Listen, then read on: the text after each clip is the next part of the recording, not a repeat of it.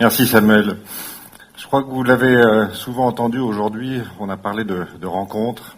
Et moi, il y a une année importante pour moi, c'est 1992, parce que j'ai fait 2 rencontres importantes cette année-là. D'abord, j'ai la chance de rencontrer ma femme, et aujourd'hui, c'est vraiment un pilier de mon équilibre. Et une deuxième rencontre qui, à ce moment-là, m'a paru complètement anodine, j'ai rencontré un couple de trufficulteurs.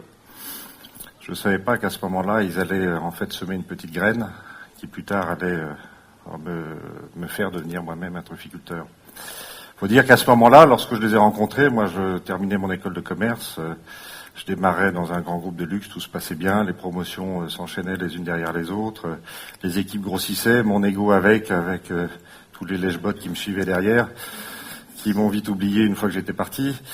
Mais bon, ça se passait bien, je voyageais à travers le monde, j'étais dans des beaux palaces, j'allais d'un défilé à une soirée sur un yacht, ça me paraissait la belle vie. Mais je me posais quand même déjà une question, savoir si c'était vraiment ce que je voulais. Et puis avec ma femme, on a commencé à semer des graines aussi. On a eu 1, 2, 3 enfants, les aspirations évoluent. J'ai fait évoluer un peu ma carrière en passant dans la mode pour enfants chez Petit Bateau. Mais cette même question revenait tout le temps, est-ce que c'est vraiment ce que je veux? Puis un soir, dans un de ces dîners parisiens que vous devez connaître, je recroise un vieux copain que je n'avais pas vu depuis longtemps, puis il avait vraiment la banane.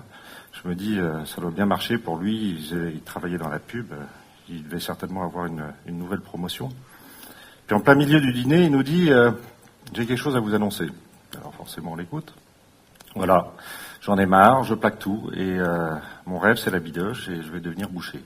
Alors vous imaginez quand même un peu de la sidération autour de la table.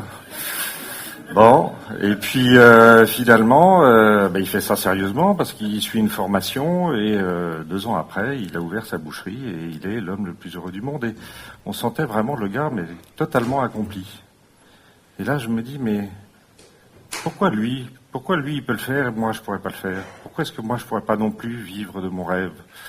Et cette petite graine qui avait été semée quelques années auparavant concernant la truffe, qui avait commencé à germer parce que j'avais finalement quand même planté quelques arbres dont je m'occupais le week-end. Pourquoi est-ce que moi je pourrais pas également vivre ce rêve? Donc en tant que bon cadre dans une grande entreprise, je fais mon étude de marché, je fais mon business plan, chose classique. Et puis il y a 4 ans, je me suis lancé, j'ai fait un premier tour de table et la semaine dernière, j'ai terminé mon 4e tour de table pour financer cette opération.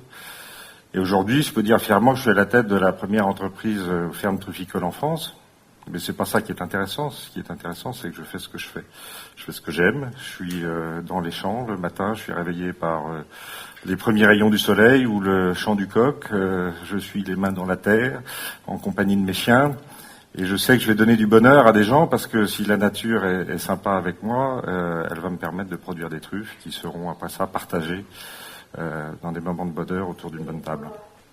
Donc vous voyez, c'est finalement 2 rencontres, chacune avec 20 ans d'intervalle, qui ont semé une petite graine, qui l'ont fait germer, et qui m'ont permis finalement, après quelques années, de récolter les fruits, ou devrais-je dire plutôt récolter les truffes de cette idée-là.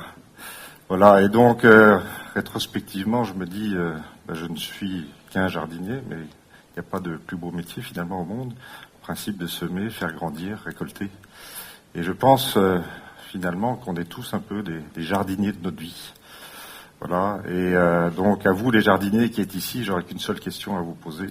Quelle graine voulez-vous faire semer et faire grandir? Merci.